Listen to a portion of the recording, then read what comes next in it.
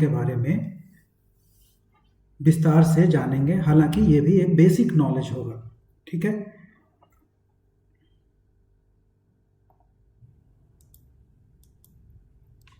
उत्तर पूर्वी मानसून, उत्तर पूर्वी मानसून या पश्चिमी विक्षोभ, इस पूरे विषय को पढ़ने से पहले हम छोटी सी कुछ बातों को समझ लेंगे तो उत्तर पूर्वी मानसून को समझना बिल्कुल आसान हो जाएगा। इस विषय को जानने से पहले हम जान लेते हैं कि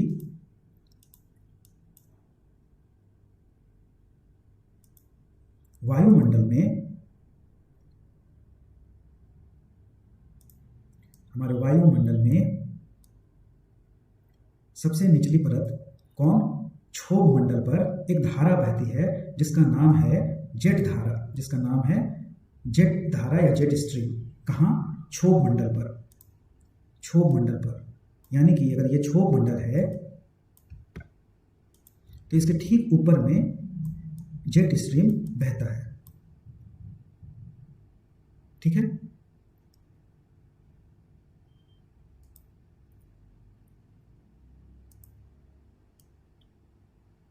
जेट स्ट्रीम क्षोभ मंडल के ऊपरी हिस्से पर ट्रोपोपॉज में तेजी से बहने व घूमने वाली हवा धाराएं हैं जो निरंतर पश्चिम से पूरब की ओर बहती हैं।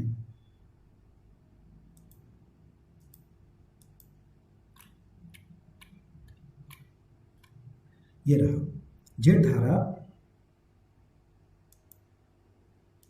जेट धारा या स्ट्रीम, जिसको कि जेट स्ट्रीम कहते हैं, क्षोभ मंडल के ऊपरी हिस्से पर ट्रोपोपॉज में तेजी से बहने और घूमने वाली धाराएं हैं जो निरंतर पश्चिम से पूरब की ओर बहती हैं। निरंतर पश्चिम से पूरब की ओर बहती हैं। देख रहे हैं?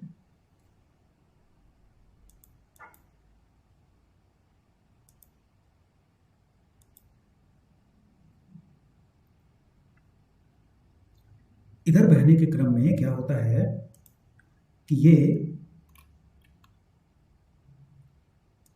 हवा पामीर से आकर टकराता है। किससे आकर टकराता है? पामीर से। अब पामीर है क्या? पामीर है क्या जिससे जेट स्ट्रीम टकरा रहा है?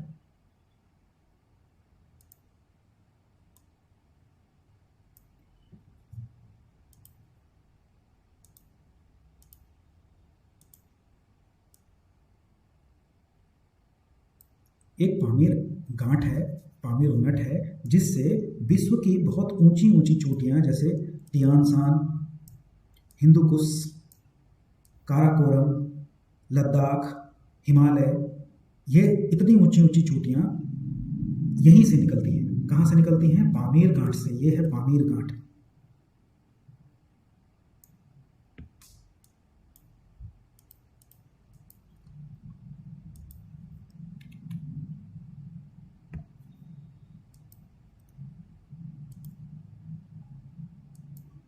फिर से इस टॉपिक को समझते हैं। देखिए, जेट स्ट्रीम, ये है पूरा भारत, यहां पर है पामीर नट, और इधर से जेट स्ट्रीम चलता है इस तरफ से, पूरब से, पश्चिम से पूरब की ओर, है ना। ये हवा भारत के ऊपरी भाग से निकल जाता है, लेकिन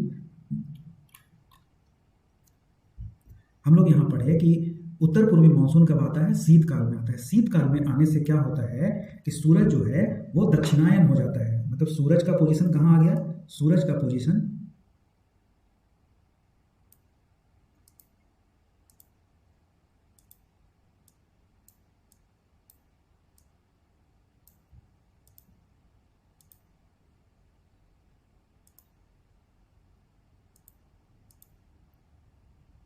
इस आसपास में सूरज आ जाता है ना।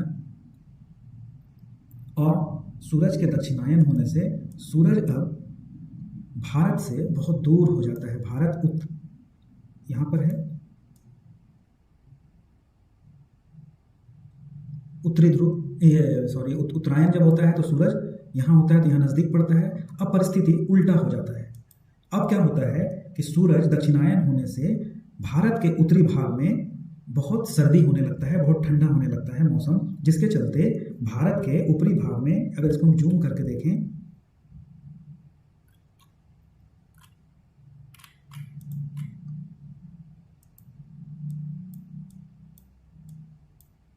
दक्षिणायन होने से क्या होता है कि ये जो जेट स्ट्रीम हमेशा भारत के ऊपर से निकल रहा है, ये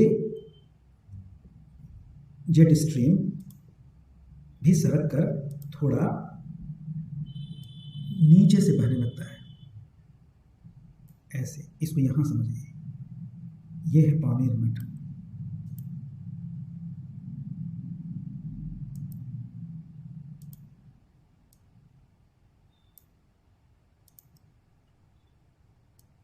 ये जेट स्ट्रीम इसमें टकराता है, किसमें?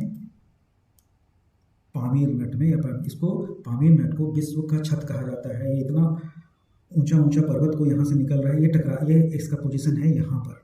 ये भारत में अगर हम देखें तो भारत के इस भाग में है ये पामीर नट। अब यहाँ से जेट स्ट्रीम टकराता है यहाँ, उससे टकराने से क्या होता है कि ये दो दिशा में बंट जाता है। एक इधर चीन की तरफ निकल जाता है और एक ये भारत में प्रवेश करता है। कैसे? ये देखिए, यहाँ टकराया पामीर से और ये चीन की तरफ चला गया और इधर भारत की तरफ चला गया। और भारत की तरफ आने के बाद यहाँ पे क्या है, भारत का पूर्वी भाग में गारो खासी जयंतिया जैसे ऊंचे ऊंचे पर्वत, यहाँ से टकरा कर ये मानसूनी हवा, ये जेट स्ट्रीम नीचे चला जाता है बंगाल की खाड़ी में। और बंगाल की खाड़ी में और आर्द्रता लेते हुए क्या करता है, ये भारत के दक्षिणी भाग में बारिश करता है। जेट स्ट्रीम के नीचे आने से क्या होता है, एक प्रक्रिया तो ये होता है जिससे कि बारिश होता है, और यहाँ पर भारत के उत्तरी भाग में उच्च दाब बन जाता है। क्या बन जाता है? उच्च दाब।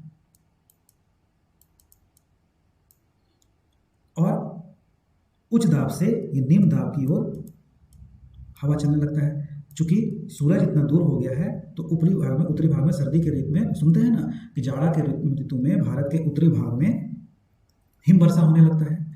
अब ये जेट स्ट्रीम, जिसको कि पश्चिमी विक्षोभ कहते हैं, पश्चिमी डिस्टर्बेंस कहते हैं, क्यों कहते हैं? क्योंकि ये पश्चिम से आ रहा है ना। और ये हवा अपने साथ क्या लाता है? बहुत सारा आर्द्रता लाता है। अब ये कैसे लाता है, इसको हम लोग यहां समझ लेते हैं। रास्ते में देखिए, इसको यहाँ पर भूमध्य सागर मिलता है। यहाँ पर ये जो दिख रहा है नीला नीला, ये है ब्लैक सी, काला सागर, और ये है कैस्पियन सागर। तीन सागर से ये होकर कौन गुजर रहा है? जेट स्ट्रीम वायु, जो कि उच्च दाब बनने के चलते, सूरज के दक्षिणायन होने के चलते नीचे आ गया है। क्षोभ मंडल के ऊपरी में बहते बहते सालों भर तो सीधा निकलते जाता है एक सिर में, तो ये भारत से टकराता नहीं है, सीधा निकल जाता है। लेकिन सर्दी के महीना में ये हवा सरक कर थोड़ा नीचे आ जाता है। कहाँ आ जाता है? नीचे आ जाता है। और यहाँ पर पामीर के पठार से या विश्व छत जिसको कहते हैं से टकराकर, ये पामीर से टकराकर दो भाग में बढ़ जाता है। इस दौरान क्या होता है कि ये अपने साथ बहुत नमी लाता है। अब प्रश्न उठता है कि ये अपने साथ इतना नमी क्यों ले आता है, कितना बारिश होने लगता है? तो देखिए, यहाँ पर इस मैप में हम लोग देखेंगे, अफ्रीका के मैप में यहां पर क्या है? सहारा मरुस्थल है। सहारा मरुस्थल से गर्म हवा ऊपर की ओर जाता है। रास्ता में इसको क्या मिला? भूमध्य सागर। और ऊपर में यूरोप से ठंडी वायु नीचे आती है। ठंडी वायु नीचे आती है। आने के बाद ठीक जहां क्षोभ मंडल बह रहा है, यहां पर डिस्टर्बेंस पैदा होता है और ठंडी और गर्म वायु मिलकर शीतोष्ण चक्रवात बना देता है। और चक्रवात क्या लाता है? हमेशा अपने साथ वर्षा लाता है।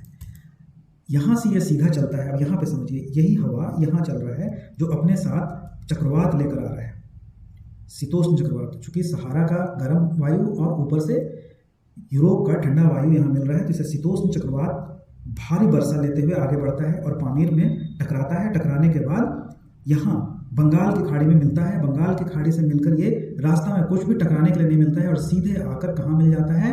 तमिलनाडु में टकराता है नीलगिरी पर्वत से। किससे? नीलगिरी से।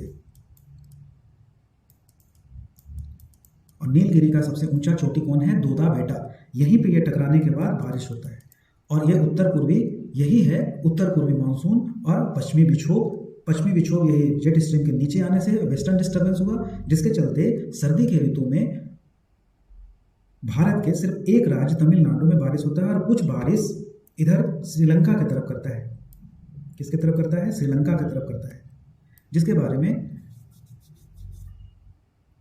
हम लोग को पता चल जाता है कि ये शीतोष्ण जलवायु हम लोग के पामीर से टकराने के बाद ऊपर चीन में चला गया, जिसको कि हम लोग का विषय वस्तु नहीं है, इसलिए उसको हम लोग नहीं पढ़ते हैं। भारत का विषय वस्तु हम लोग पढ़ रहे हैं, इसलिए भारत के विषय में संदर्भ में पढ़ते हैं कि भारत का पूरा ये भाग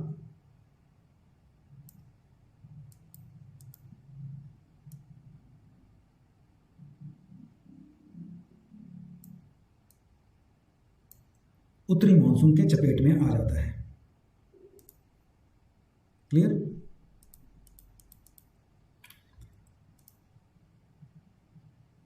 यही है उत्तर पूर्वी मानसून।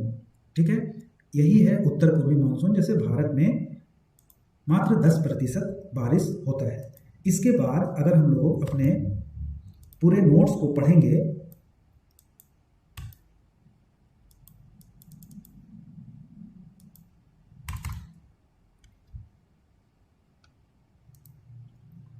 सिलसिलेवार से पूरे नोट्स को पढ़ेंगे तो आपको पूरा कॉन्सेप्ट क्लियर हो जाएगा कि भारत की जलवायु उष्णकटिबंधीय है ना, ये मानसून है।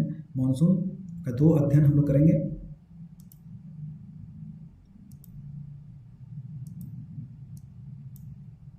इसको देखेंगे, इसका नोट्स हम इस क्लास के बाद आप लोग को दे देंगे। कैसे उत्तर पूर्वी मानसून है, कैसे दक्षिण पश्चिम मानसून है, साल में 2 बार आता है। अब आप इसको पढ़िएगा तब आपको आराम से समझ में आता चला जाएगा पूरा कोर्स। ठीक है, ये पश्चिमी विक्षोभ के बारे में जो अभी हम लोग पढ़े। ठीक है, दक्षिण पश्चिम मानसून, इसको ऐसे करके आप लोग अपने पूरे नोट्स में पढ़ते चले जाइएगा। यही है उत्तर पूर्वी मानसून और दक्षिण पश्चिम मानसून, जिसका इस क्लास के बाद हम पूरा नोट्स आप लोगों को प्रोवाइड करा देंगे। वैसे इस वीडियो में आपको हम स्लाइड को देते जाते हैं, उसको आप लोग चाहें तो स्क्रीनशॉट कर सकते हैं। ठीक है, page 3, page 4, page 5, page 6, page 7, page 8, page 9, page 10, page 11 and. ठीक है।